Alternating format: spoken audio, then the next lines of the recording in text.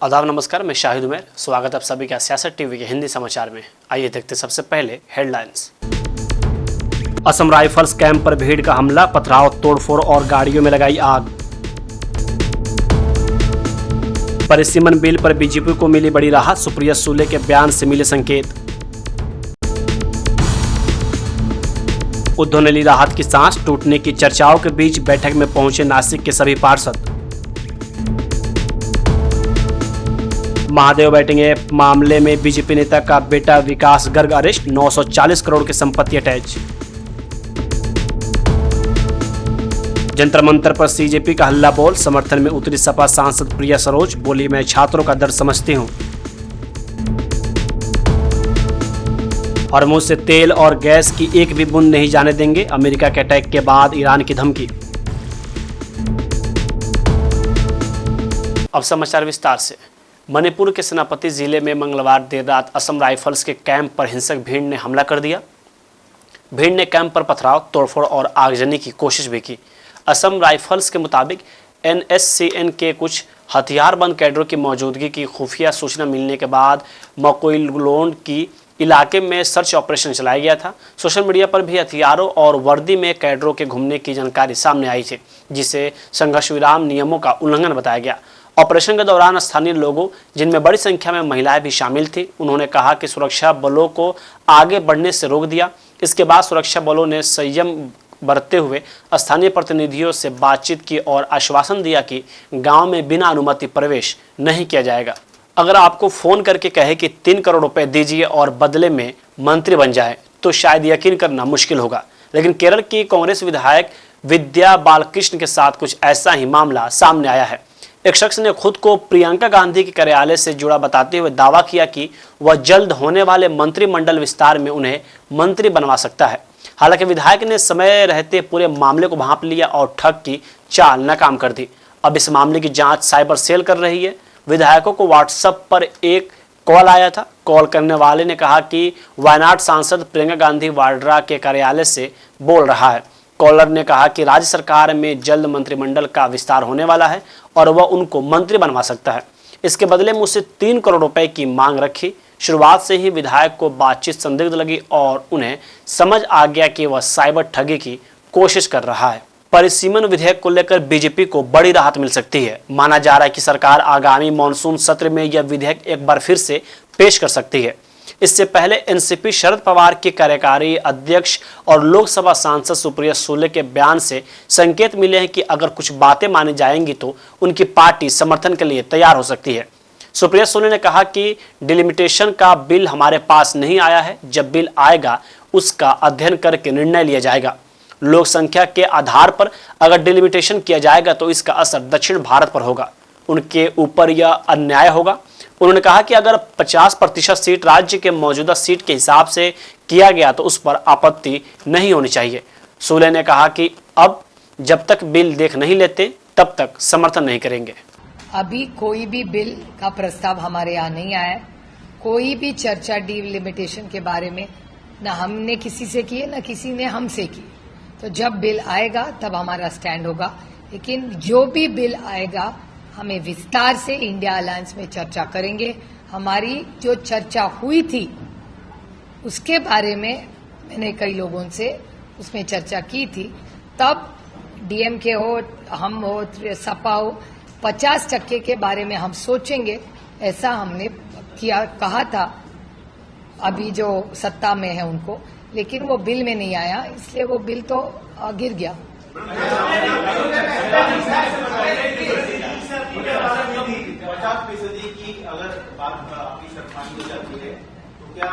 मेरी शर्त नहीं है वो, हमारी डिमांड ही नहीं है। जो चल रहा है वो ठीक चल रहा है। हमारी का हम तो कह रहे प्रस्ताव हमारा नहीं है, हमने मांग नहीं की। कोई इंडिया अलायंस ने कोई मांग नहीं की। हम सिर्फ कह रहे कि 33% रिजर्वेशन जो महिलाओं के लिए लाया है उसको इम्प्लीमेंट कीजिए, ये हमारी मांग है। लिमिटेड मांग है, डीलिमिटेशन की कोई भी मांग इंडिया अलायंस ना एनसीपी एसपी ने की है। हमारी कोई मांग नहीं है।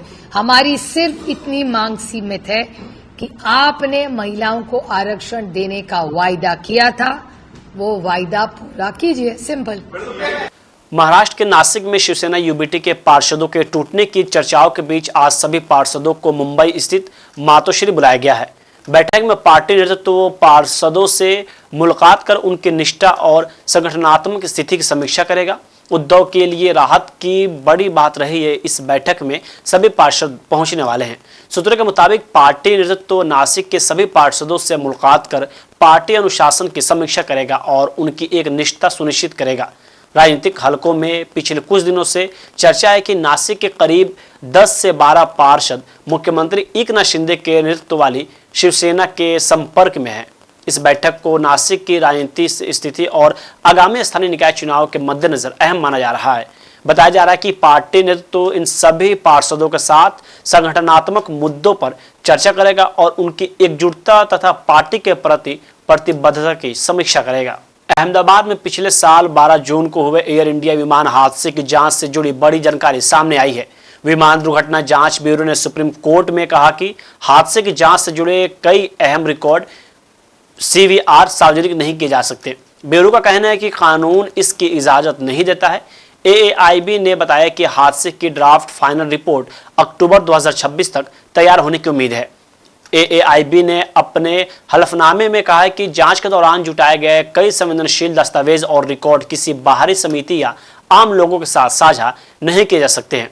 CVR विमान के अंदर का वीडियो या ऑडियो रिकॉर्डिंग जांच के दौरान गवाहों के बयान, पायलट, एयरलाइन और अन्य कर्मचारियों के बीच हुई बातचीत, ATC की रिकॉर्डिंग और मृतक घायलों की निजी व मेडिकल जानकारी, ये सभी चीजें सार्वजनिक नहीं की जाएंगी।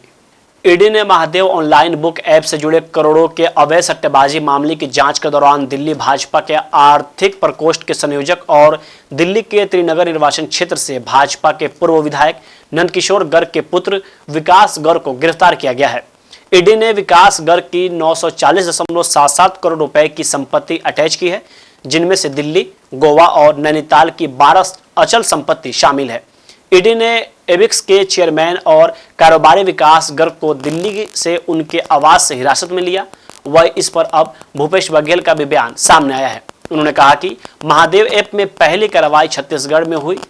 करीब 72 FIR, सैकड़ों लोगों की गिरफ्तारी और हजारों बैंक खाते सीज किए गए थे।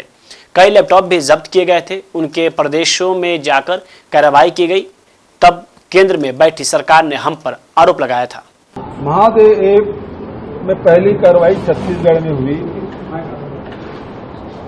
करीब 72 FIR हुए, सैकड़ों लोग गिरफ्तार हुए, हजारों बैंक खाते सीज किए गए, गैजेट, लैपटॉप भी जब्त किए गए और अनेक प्रदेशों में जाकर कार्रवाई की गई। तब केंद्र में बैठे हुए सरकार ने हम लोगों पर आरोप लगाया कि महादेव सट्टा पर को संरक्षण देने का काम। और अब जो खबर आई है, भारतीय जनता पार्टी दिल्ली इकाई के इकोनॉमिक अफेयर के जो चेयरमैन हैं विकास गर्ग, वो पकड़ा गया है महादेव ऐप में और 904 करोड़ के संपत्ति जब्त की गई। ये इशारा कर रहा है कि हम लोग बार बार कहते थे कि महादेव ऐप बंद क्यों नहीं हो रहा है, क्योंकि इसे ऐप बंद करने की जिम्मेदारी भारत सरकार की है। भारत सरकार के पास अधिकार है, लेकिन उन्होंने कोई कार्रवाई नहीं की। अब कारण समझ आ रहा है कि उन्हीं के लोग शामिल हैं।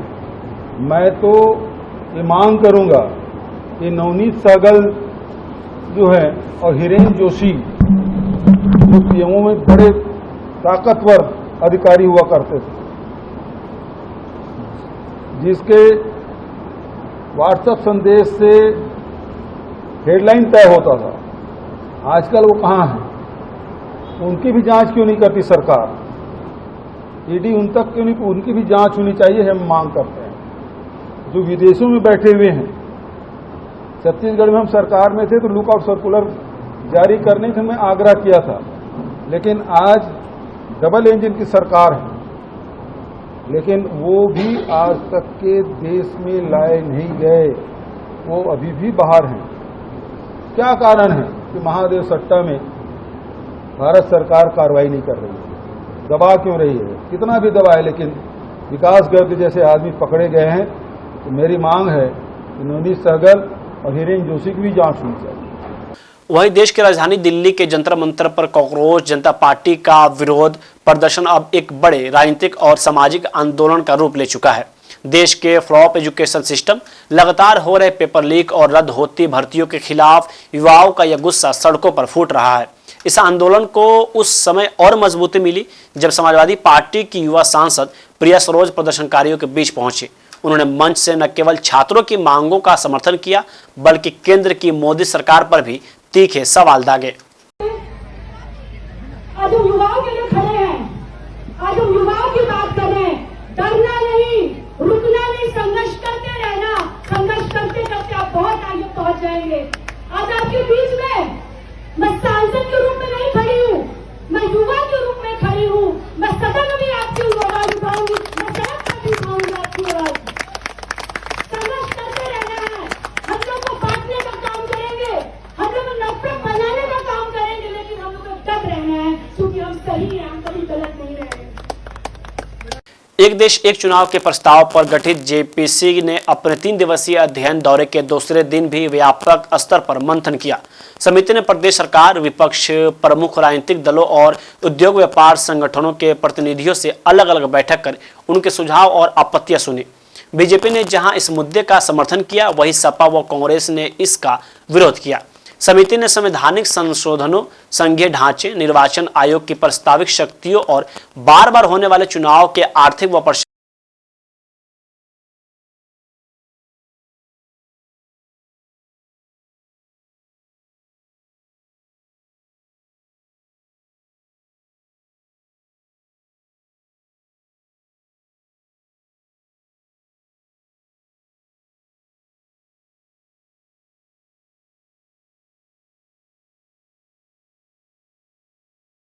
देखिए, विपक्ष आजकल हर चीज का विरोध करना शुरू किया है। उसका क्या लाभ है देश को, क्या हानि है देश को, इसके बारे में चिंता नहीं करता है। और वन नेशन वन इलेक्शन मुझे लगता है कि देश के लिए बहुत ही आवश्यक है। अभी जेपीसी आई है, जेपीसी निर्णय करेगी, उसके बाद उसका निर्णय होगा। उत्तर प्रदेश विधानसभा अध्यक्ष सतीश महाना ने अयोध्या राम मंदिर के चढ़ावे में कथित हेराफेरी मामले को लेकर कहा कि दोषियों के खिलाफ सख्त कार्रवाई होनी चाहिए, लेकिन पूरे मंदिर ट्रस्ट या संस्था को कटघरे में खड़ा करना उचित नहीं है। सतीश महाना ने कहा, मैं शुरू से राम जन्मभूमि आंदोलन से जुड़ा रहा हूं। आज जो इतना बड़ा मंदिर खड़ा है, उसमें लोगों का त्याग, समर्पण और बलिदान लगा हुआ है। उन्होंने विपक्ष पर निशाना साधते हुए कहा कि जो लोग पहले जय श्री राम कहने से परहेज करते थे और कहते थे कि वहां मस्जिद बनी रहनी चाहिए, आज वही लोग इस मामले पर सबसे ज्यादा चिंता जता रहे हैं। वह इस पर अब उत्तर प्रदेश विधानसभा में विपक्ष के नेता और समाजवादी पार्टी के विधायक माता प्रसाद का बयान सामने आया है। उन्होंने कहा कि हम पूछते हैं, अगर चंदे का पैसा चोरी हुआ है तो क्या जिन्होंने चंदा नहीं दिया वे इस बारे में आवाज नहीं उठा सकते? भगवान श्री राम उनसे नाराज हैं, चोरी किसी बाहरी व्यक्ति ने नहीं की है। हम पूछते हैं जो चंदा न दे, लेकिन जो चंदा दिया हुआ रखा है उसमें चोरी हो तो क्या चंदा न देने वाला नहीं बोल सकता है?